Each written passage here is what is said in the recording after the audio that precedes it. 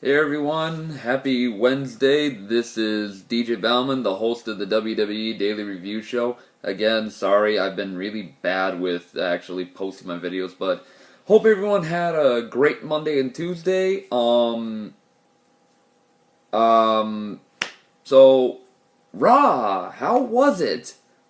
Again, good show.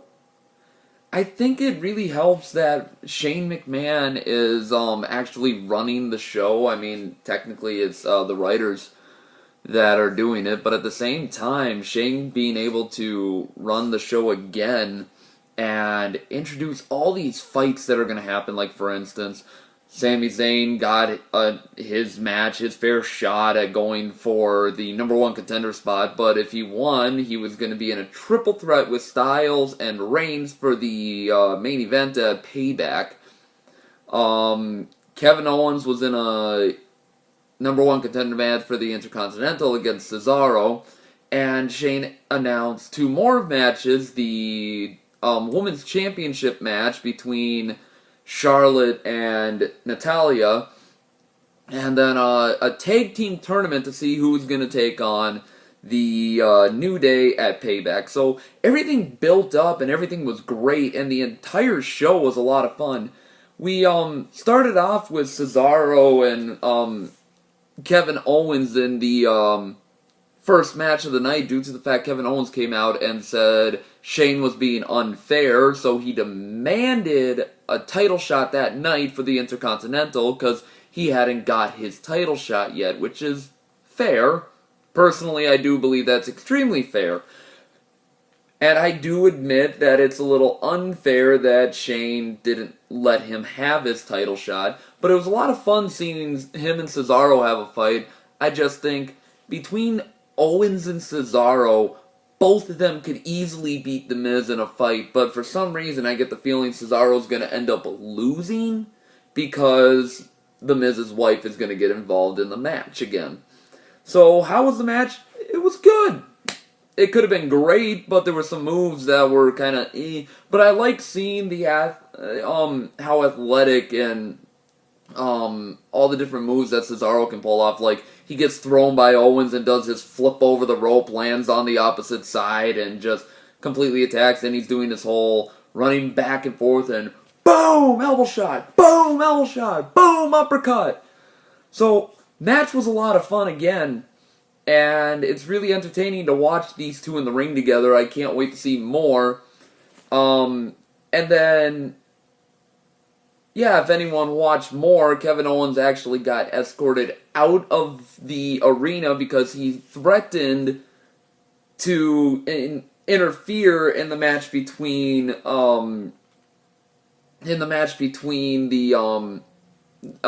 Zayn and AJ Styles. So Shane had him escorted out of the ring, out of the entire stadium.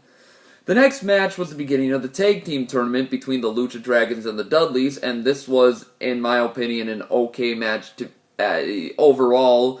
It was cool to see Sin Cara fight back and forth and actually look like he stood a chance, but they beat down Kalisto really early on, and we never got much more out of that. It was just the Dudleys dominating the entire match, and then Enzo and Cass come out and start doing their ripping on the Dudleys, and while it's fun to see those two, I don't want to see this become a repetitive thing, but you can definitely tell Enzo and Cass will probably win either tomorrow on SmackDown, or they'll win on Monday whenever they have their match. And them and the Dudleys will have a huge match, I'm hoping on Raw. But overall, it's good to see Enzo and Cass come out and the crowd's loving it. You can tell all the people that have never seen them are enjoying it. The only problem is, I don't want this to be a repetitive thing where they constantly come out and just rip on them. Personally, if Enzo, Cass, and the Dudleys get eliminated, because one of them's going to get eliminated no matter what, they're going to be the pre-show at Payback. Calling it right now.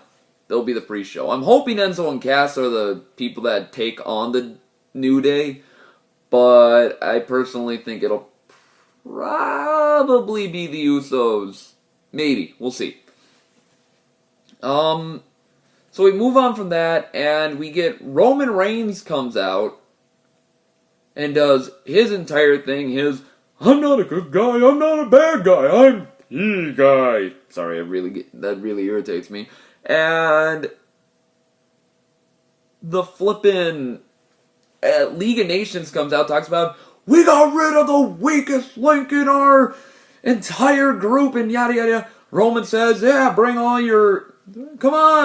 of you down here, I could beat every single one of you. So they're all pissy about it, and they go in and attack him. And sure as hell, lights go off, and the Wyatts come in the ring. And start attacking. And all of a sudden, Shane comes out, and he's like, wow, look at this! I see Roman and Bray working together. Well, the main event's gonna be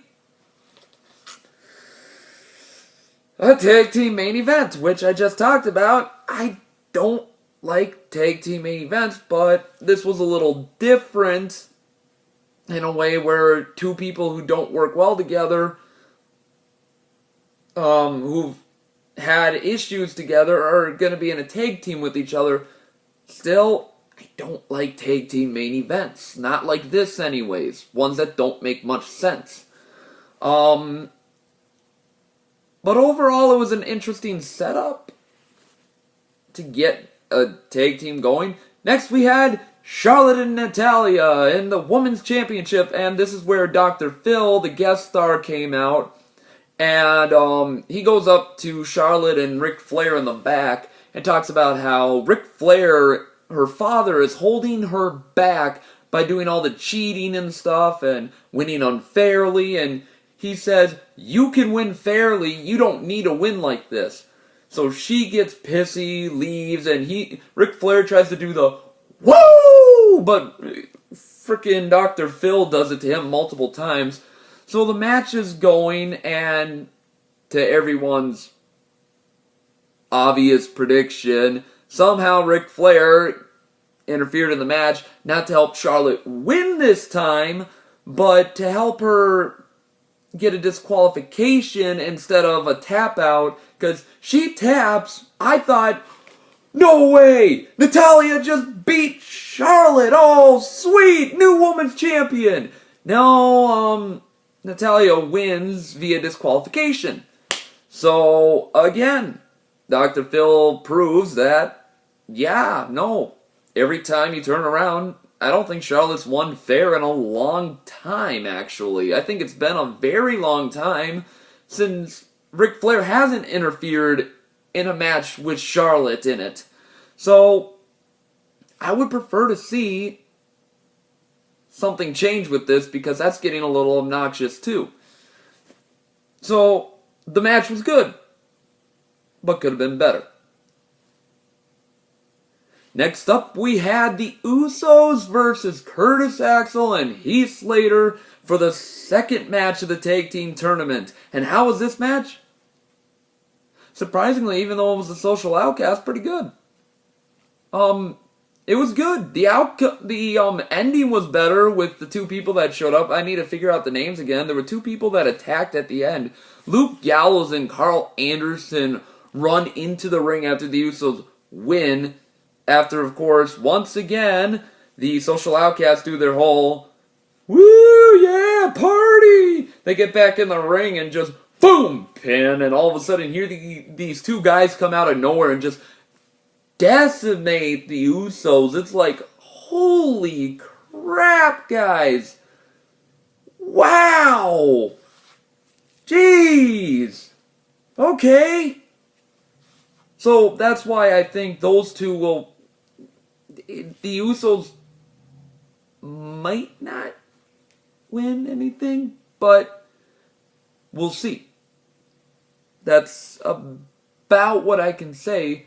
We will see if the Usos end up winning or if they end up taking them on at Payback in the pre-show. That's about the gist of it. That's what I would say those two would get.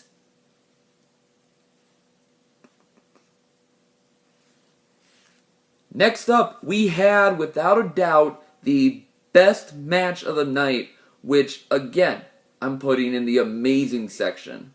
Due to the fact AJ Styles and Sami Zayn stole the show. You never knew who was going to win.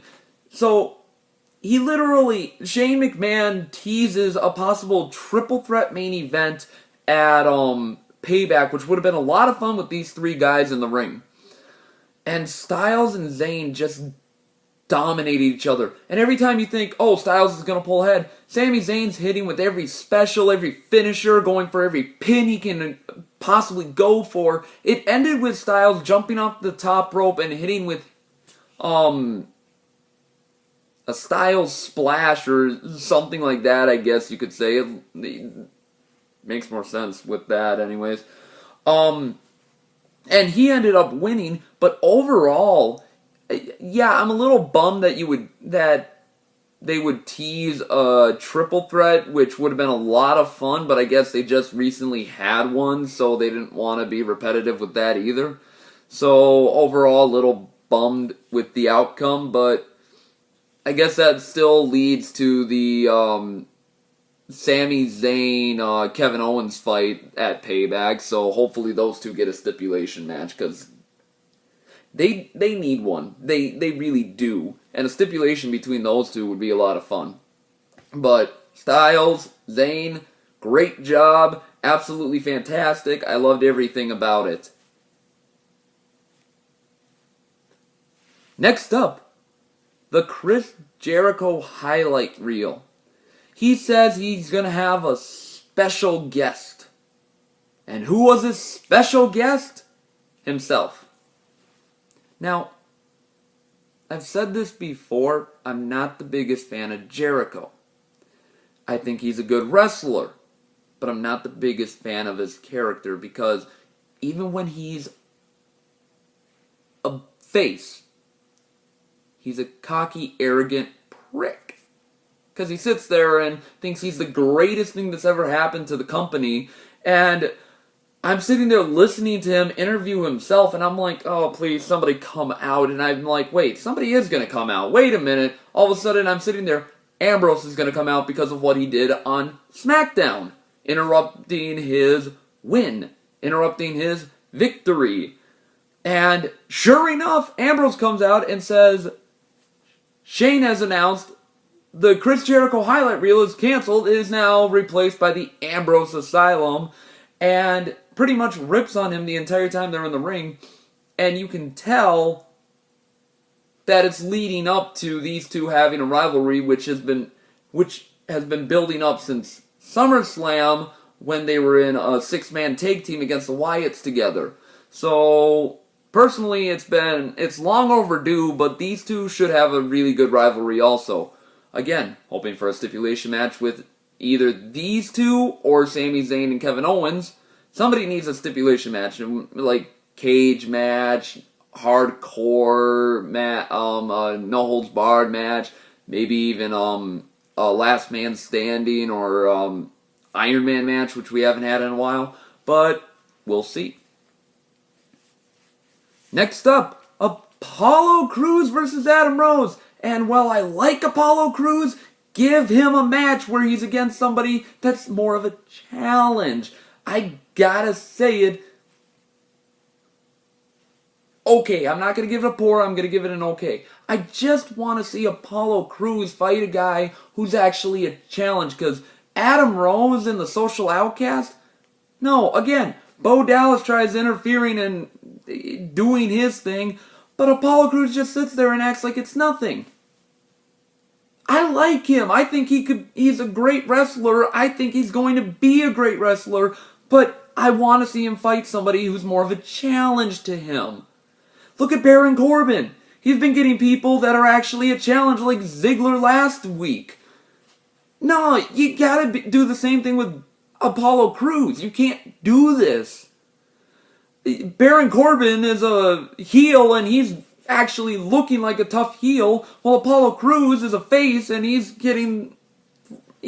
they're throwing weaklings at him. And it's like, no.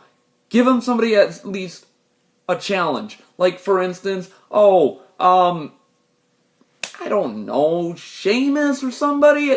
I mean, somebody that's more of a challenge, because he's fun to watch, but I want to see him at least have a fight, because he hasn't had one yet. So overall, okay, he still had his cool moves. Finally, the League of Nations versus Bray Wyatt and Roman Reigns, and I'm giving this a good match due to the fact that, well, it was a lot of times predictable in a way.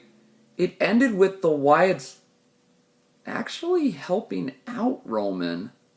Okay, mainly they helped out their own guy because Bray Wyatt was constantly getting attacked, and then like Rusev was interfering in the match, attacking Bray, and the lights black out, and all of a sudden here's Eric Rowan and Braun Strowman, and they attack and take out Rusev. Alberto Del Rio gets back in the ring, gets hit with Sister Abigail, and that's the end of the match. Now, I'm not talking much about this match due to the fact, though it was interesting to see Roman and Bray actually not fighting against each other like I thought was going to happen. The two were actually working really well together. They were actually helping each other, but then again, they have a common enemy, so there's the possibility, and personally I'm hoping not, but there is the possibility of a slight alliance between the group. I don't want to see Roman join the Wyatt family, but I also don't want to see the Wyatts go face. Because I think the Wyatts need to be a dominant group. They need to be a dominant faction. But I still hold to my prediction that the Wyatts and the League of Nations end up fighting each other. So we'll see. But overall, Raw was fun again. Had some great fights, had some okay fights, and had some moments where I wish things could have been a little better. But, for what it's worth, I expect to see Shane at least come back on Monday again. So, we'll see. But anyways, hope you all have a good day. If you guys have a comment a comment that's different than mine, an opinion that's different than mine, and comment in the section below. I would love to hear from you guys. And, yeah, all of you have a great day.